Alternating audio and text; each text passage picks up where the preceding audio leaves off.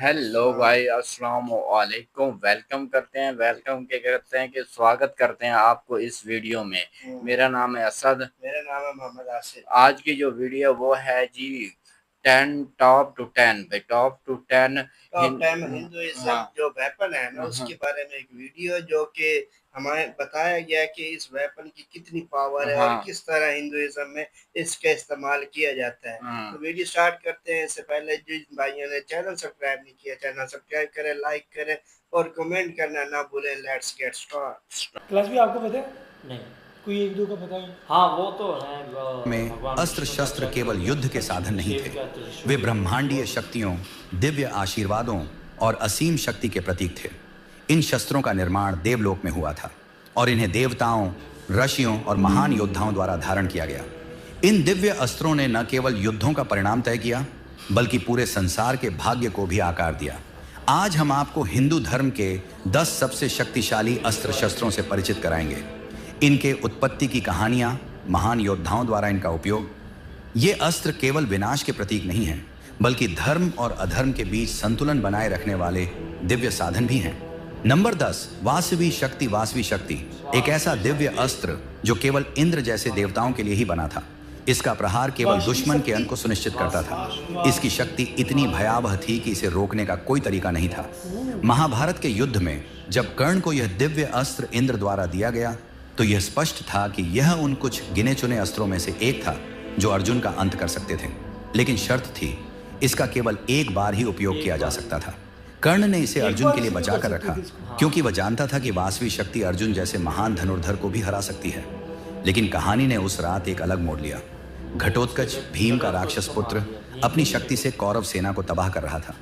कर्ण के पास कोई और विकल्प नहीं बचा।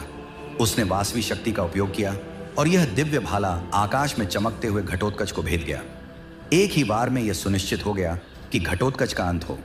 इसका उपयोग युद्ध के भाग्य को मोड़ सकता था, और ऐसा ही हुआ। इसका उपयोग घटोत्कच पर करने के बाद कर्ण अर्जुन से लड़ने के लिए सबसे शक्तिशाली अस्त्र से वंचित हो गया। नंबर 9, ब्रह्मास्त्र। इसे स्वयं सृष्टिकर्ता भगवान ब्रह्मा ने बनाया था। इसकी शक्ति अजेय थी। यह केवल अपने लक्ष्य को नहीं, बल्कि उसके चारों ओर की हर चीज को नष्ट कर सकता था।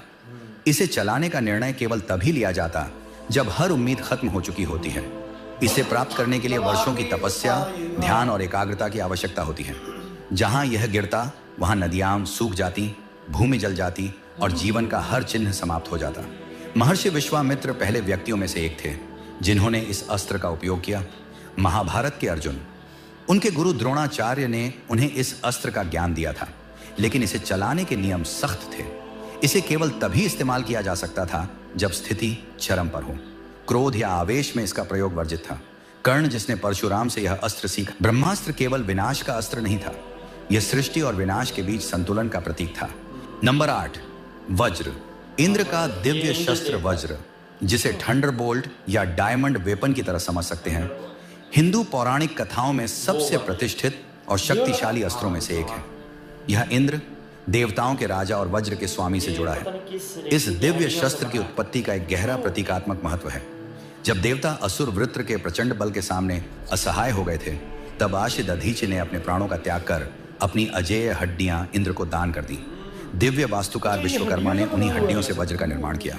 इस अस्त्र से इंद्र ने वृत्र का वध कर ब्रह्मांडीय संतुलन बहाल किया और देवताओं का अस्तित्व सुनिश्चित किया। वज्र की संरचना अद्वितीय है। यह एक गदा की तरह दिखता है, जिसके सिर पर नुकीले या दांतेदार भाग होते हैं। इसके डिजाइन में बिजली की विनाशकारी शक्ति और हीरे की अडिग दृढ़ता का संगम है। जे बनाते हैं। भगवत गीता में स्वयं श्री कृष्ण ने वज्र का उल्लेख किया है।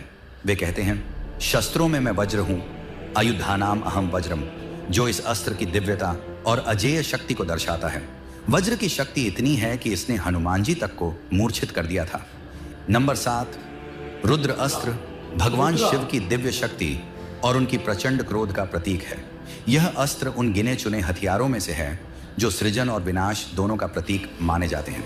कहा जाता है कि इसमें 11 रुद्रों की ऊर्जा समाहित होती है, और जब यह अस्त्र छोड़ा जाता है तो यह अपने मार्ग में आने वाले हर चीज को राख में बदल देता है। यहां तक कि देवताओं को भी इस अस्त्र का भय रहता है। महाभारत के युद्ध में रुद्र अस्त्र की सबसे महत्वपूर्ण उपस्थिति देखने को मिलती है। जब कर्ण और अर्जुन के बीच घमासान युद्ध चल रहा था, तो कर्ण ने इस दिव्य अस्त्र का आह्वान किया। अर्जुन, जो शिव द्वारा दिए गए दिव्य कवच शिव कवच से संरक्षित थे, लगभग अजेय माने जाते थे, लेकिन कर्ण द्वारा रुद्र अस्त्र के उपयोग से इस कवच की शक्ति समाप्त हो गई। जब यह अस्त्र छोड़ा जाता है तो यह विनाश का तूफान ले आता है। प्राचीन कथाओं के अनुसार इसका उपयोग काल के दैत्यों को समाप्त करने के लिए किया गया था, जो पंचाल और चेदी योद्धाओं से 1000 गुना अधिक शक्तिशाली थे। रुद्र अस्त्र भगवान शिव की सर्वोच्च शक्ति, क्रोध और विनाश का प्रतीक है। इसके प्रयोग से केवल युद्ध नहीं बल्कि पूरी नियति भी बदल सकती है।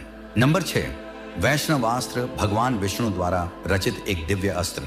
इसकी असाधारण विनाशकारी शक्ति और अद्वितीय सटीकता के लिए इसे अत्यधिक प्रतिष्ठित किया जाता है। यह अस्त्र भगवान विष्णु की सर्वोच्च ऊर्जा का प्रतीक है। वैष्णवास्त्र की सबसे विशेष बात यह है कि यह एकल शत्रु को अचूकता के साथ लक्ष्य बनाकर संपूर्ण रूप से नष्ट करने की क्षमता रखता है। महाभारत के युद्ध में वैष्णवास्त्र का प्रयोग प्रसिद्ध है। इसे प्राग्ज्योतिषपुर के राजा भगदत्त ने कुरुक्षेत्र युद्ध के दौरान अर्जुन के खिलाफ चलाया था, लेकिन भगवान कृष्ण, जो अर्जुन के सारथी थे, बीच में आए। भगवान विष्णु के अवतार होने के कारण कृष्ण ने उस अस्त्र की शक्ति को बिना किसी नुकसान के अपने अंदर समाहित कर लिया। इस अद्भुत घटना ने अर्जुन को बचाया। यह कहा जाता है कि वैष्णवास्त्र की शक्ति इतनी प्रचंड थी कि ब्रह्मांड में कोई भी प्राणी भगवान विष्णु को छोड़कर इसका सामना नहीं कर सकता था।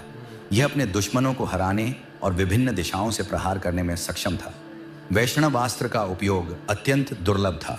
नंबर 5, ब्रह्मशीर अस्त्र, विनाश का परम शिखर ब्रह्मशीर अस्त्र, जिसे अक्सर ब्रह्मास्त्र का हायर वर्जन कहा जाता है। इसे ब्रह्मास्त्र से 4 गुना अधिक शक्तिशाली माना गया है, जिसकी विनाशकारी क्षमता अद्वितीय है। यह अस्त्र भयानक अग्नि तूफान उत्पन्न करने में सक्षम था, जो आकाश को जलते उल्का पिंडों और गगन भेदी विस्फोटों से भर देता था। यह भूमि को पूरी तरह से बंजर कर देता था, जिससे वह 50 ब्रह्म वर्षों 150 ट्रिलियन मानव वर्षों तक जीवन रहित हो जाती। यहाँ तक कि देवता भी इसकी प्रभावशीलता के आगे टिक नहीं पाते। ब्रह्मशीर अस्त्र को पवित्र मंत्रों के उच्चारण से सक्रिय किया जा सकता था और इसे किसी भी वस्तु, यहाँ तक कि एक साधारण घास के तिनके से भी छोड़ा जा सकता था। महाभारत में कुरुक्षेत्र युद्ध के दौरान यह अस्त्र एक अत्यंत विनाशकारी क्षण में प्रकट होता है। अर्जुन और अश्वत्थामा ने इस विनाशकारी अस्त्र को एक दूसरे के खिलाफ चलाया। इसके प्रभाव से पृथ्वी कांप उठी, आग की लपटें और गगन भेदी आवाजें आकाश को भरने लगीं और चारों ओर दरारें पड़ने लगीं। इस अस्त्र की विनाशकारी क्षमता ने देवर्षि नारद और महर्षि व्यास को हस्तक्षेप करने के लिए प्रेरित किया। अर्जुन ने अपने अनुशासन और ज्ञान के बल पर इसे सफलतापूर्वक वापस ले लिया, जबकि अश्वत्थामा अपने क्रोध और अधूरी शिक्षा के कारण ऐसा करने में असमर्थ रहे। इसके बजाय उसने इस अस्त्र को अर्जुन के अजन्मे पौत्र परीक्षित की ओर मोड़ दिया। भगवान कृष्ण ने दिव्य हस्तक्षेप करते हुए परीक्षित को अस्त्र के प्रभाव से बचाया। कृष्ण की यह रक्षा धर्म और ब्रह्मांडीय संतुलन के नियमों के पालन के महत्व को दोहराती है। ब्रह्मशीर अस्त्र का ज्ञान अत्यंत गोपनीय था और इसे केवल सबसे योग्य और धर्मनिष्ठ योद्धाओं को ही दिया जाता था। इस अस्त्र का ज्ञान रखने वालों में अग्निवेश, एराशी, भगवान परशुराम, पितामह भीष्म, गुरु द्रोण, अर्जुन, कर्ण और अश्वत्थामा जैसे महान योद्धा शामिल थे। इसकी असीम शक्ति इसे ब्रह्मांड के भाग्य को निर्धारित करने वाला अस्त्र बनाती थी। नंबर 4, नारायणास्त्र, जो भगवान नारायण के नाम पर है। यह अस्त्र अपनी अद्वितीय शक्ति के लिए प्रसिद्ध है, जो एक साथ लाखों मिसाइलों, तीरों को अपने लक्ष्य पर प्रहार करने के लिए छोड़ सकता है। इस अस्त्र की भयावहता इस तथ्य में निहित है कि इसका प्रतिरोध करना इसकी शक्ति को और बढ़ा देता है, जिससे और अधिक मिसाइलें और तीव्र हमले होते हैं। महाभारत के कुरुक्षेत्र युद्ध में नारायणास्त्र का सबसे प्रसिद्ध वर्णन है। गुरु द्रोण की मृत्यु के बाद उनके पुत्र अश्वत्थामा ने क्रोध और प्रतिशोध में पांडवों के खिलाफ नारायणास्त्र का आह्वान किया। पांडव सेना में हाहाकार मच गया, क्योंकि स्वर्णिम तीरों और जलती हुई मिसाइलों से आकाश भर गया, जो उनकी ओर एक न रुकने वाले तूफान की तरह आ रहे थे। इस अस्त्र की तबाही अभूतपूर्व थी और पलक झपकते ही पूरे सैनिक दल नष्ट हो गए। जब पांडव और उनकी सेना इसका सामना करने में असमर्थ हो गए, तो अर्जुन के सारथी भगवान कृष्ण ने इसकी दिव्य प्रकृति को पहचान लिया। उन्होंने तुरंत पांडवों और उनकी सेना को अपने हथियार गिराने और नारायणास्त्र के सामने आत्मसमर्पण करने की सलाह दी। जैसे ही उन्होंने समर्पण किया, अस्त्र शांत हो गया और उनका जीवन बच गया। नारायणास्त्र को किसी भी साधारण अस्त्र या मानव प्रयासों से पराजित नहीं किया जा सकता था। इसके प्रकोप से बचने का एकमात्र तरीका था पूरी तरह से समर्पण करना और इसका प्रतिरोध छोड़ देना। नंबर 3, पाशुपतास्त्र, जो भगवान शिव द्वारा प्रदान किया गया था। इसे संपूर्ण सृष्टि, छोटे से छोटे जीव से लेकर विशाल ब्रह्मांड तक सब कुछ नष्ट करने में सक्षम माना गया है। यह भगवान शिव की ब्रह्मांडीय संहारक और धर्म के रक्षक के रूप में उनकी अपार शक्ति का प्रतिनिधित्व करता है। कहा जाता है कि पाशुपतास्त्र को मन, आंखों, शब्दों या धनुष के माध्यम से छोड़ा जा सकता था। महाभारत में यह अस्त्र स्वयं भगवान शिव ने अर्जुन को प्रदान किया था। इसे पाने के लिए अर्जुन ने हिमालय में कठोर तपस्या की। जब भगवान शिव ने एक शिकारी के रूप में प्रकट होकर अर्जुन की परीक्षा ली, तो उनकी परीक्षा से प्रसन्न होकर शिव ने उन्हें पाशुपतास्त्र प्रदान किया। हालांकि अर्जुन ने कुरुक्षेत्र युद्ध के दौरान पाशुपतास्त्र का उपयोग कभी नहीं किया। इसका कारण था कि यह अस्त्र इतना शक्तिशाली था कि इसे साधारण मनुष्यों या कमजोर प्रतिद्वंद्वियों के खिलाफ इस्तेमाल करने की अनुमति नहीं थी। इसे केवल ऐसे विनाशकारी अवसरों के लिए आरक्षित रखा गया था जहां ब्रह्मांड का संतुलन खतरे में हो। महाभारत के अलावा पाशुपतास्त्र का उल्लेख रामायण में भी मिलता है, जहां इसे रावण के पराक्रमी पुत्र इंद्रजीत के पास होने की बात कही गई है। नंबर 2, सुदर्शन चक्र, भगवान विष्णु का परम आकाशीय अस्त्र है। यह वृत्ताकार अस्त्र 108 तेज धार वाली धारियों से युक्त होता है और सुदर्शन चक्र अत्यधिक गति से चलता है। जब इसे छोड़ा जाता है तो यह कुछ ही क्षणों में लाखों योजन की दूरी तय कर लेता है और इसके रास्ते में आने वाले सभी अवरोधों को नष्ट कर देता है। एक बार प्रक्षिप्त होने के बाद सुदर्शन चक्र को केवल भगवान विष्णु ही रोक सकते हैं। यह अस्त्र ब्रह्मांड में किसी भी भौतिक या आध्यात्मिक शक्ति को काटने की क्षमता रखता है और इसे पूरी तरह से प्रयोग में लाया जाए तो यह सभी 14 लोगों को एक पल में नष्ट करने की ताकत रखता है। सुदर्शन चक्र केवल एक भौतिक अस्त्र नहीं है, बल्कि यह भगवान विष्णु के द्वारा धर्म, ब्रह्मांडीय व्यवस्था के रक्षक के रूप में उनकी सर्वोच्च सत्ता का प्रतीक है। भगवान कृष्ण ने सुदर्शन चक्र का उपयोग शिशुपाल को समाप्त करने के लिए किया था। जब शिशुपाल ने बार बार धर्म का उल्लंघन किया, यह सुनिश्चित करता है कि धर्म हमेशा अपनी विजय प्राप्त करता है, चाहे परिस्थितियां कितनी भी कठिन क्यों न हों। नंबर 1, त्रिशूल हिंदू पौराणिक कथाओं में सबसे शक्तिशाली अस्त्र माना जाता है, जो मुख्य रूप से भगवान शिव, संहारक देवता से जुड़ा हुआ है। त्रिशूल के 3 अग्रभाग सत्व, संतुलन, रजस, क्रियाशीलता और तमस, निष्क्रियता का प्रतिनिधित्व करते हैं, जो ब्रह्मांड में सृजन, पालन और संहार के गतिशील संतुलन का प्रतीक है। इस प्रकार त्रिशूल भगवान शिव की प्रकृति के 3 मौलिक गुणों पर पूर्ण अधिकार का प्रतीक है। इसकी शक्ति इतनी प्रबल होती है कि कोई भी शत्रु, चाहे वह कितना भी शक्तिशाली क्यों ना हो, इसे झेल नहीं सकता जब यह प्रक्षिप्त किया जाता है। यह किसी भी चीज को भेदने की क्षमता रखता है, चाहे वह शक्तिशाली राक्षस हो या संपूर्ण लोक, जो भगवान शिव के ब्रह्मांड पर पूर्ण अधिकार को दर्शाता है। भगवान शिव का त्रिशूल युद्ध में अक्सर राक्षसों और शत्रुओं को नष्ट करने के लिए प्रयोग किया जाता है, जो ब्रह्मांडीय संतुलन को भंग करते हैं।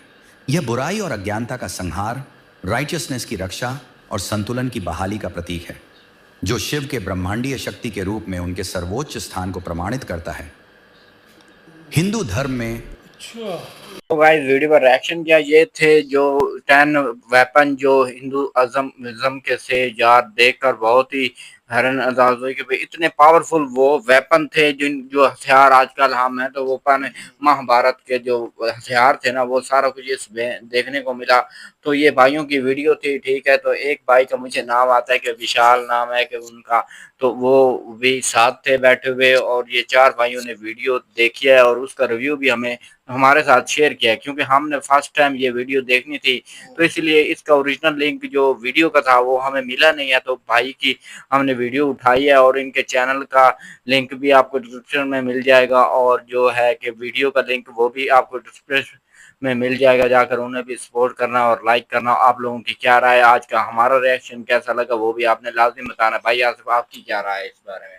यार मैं देख के हैरान था कि यार इतना बड़े बड़े हथियार जो इन्होंने दिखाए हैं हिंदुइज्म में। यार मैंने पहली बार इस तरह का कोई देखा है कि अगर किसी का नाम लेके वो छोड़ोगे ना, वो उसको खत्म करके ही वापस आएगा। ये बड़ी बात है यार। ये आजकल की लेटेस्ट टेक्नोलॉजी भी नहीं है इसके सामने। सही बात है ना।